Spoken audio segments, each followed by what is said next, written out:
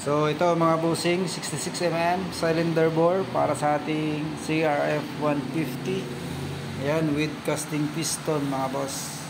Pwede din to sa ating same lang din to sa ating XR 150. Kaya sa may mga XR 150 dyan, pwede to mga busing. Ayan, buksan natin para nyo makita. Sa mga gustong ma-update pala sa mga paparating pa na parts para sa ating motor, pwede natin i-follow yung ating YouTube, ating Facebook. Pwede din sa YouTube mga boss. Sa YouTube palagi ako nag-update. So ito yung kanyang gasket.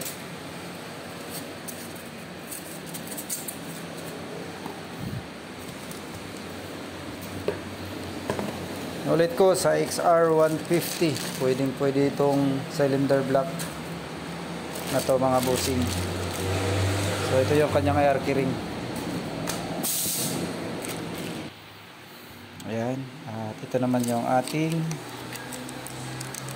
kanyang kasamang pin saka lock pin. Ayan. Kunin natin yung kanyang piston. Ayan, yung piston niya mga boss is flat.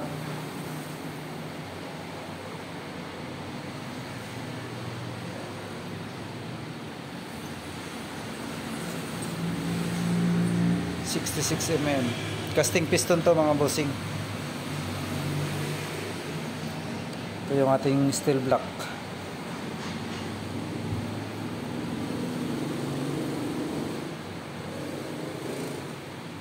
Ayan. So sa mga magtatanong kung magkano yung price nito, ipipin ko na lang sa ating comment section. Silipin nyo na lang mga bossing nasa comment section. At sa mga gustong umorder, ilalagay ko yung link ng official page namin nasa description mga boss. Silipin nyo na lang. At sa mga magtatanong kung saan yung location namin, nasa description din mga boss. Tingnan nyo yung location namin nasa description. So inulit ko sa mga gustong ma-update sa mga paparating pa na parts para sa ating motor, pwede natin i-subscribe mga boss kung interesado tayo. So ayan, CRF 160 or CRF 150 or XR 150 66mm. So ayan lang mga bossing, ride safe.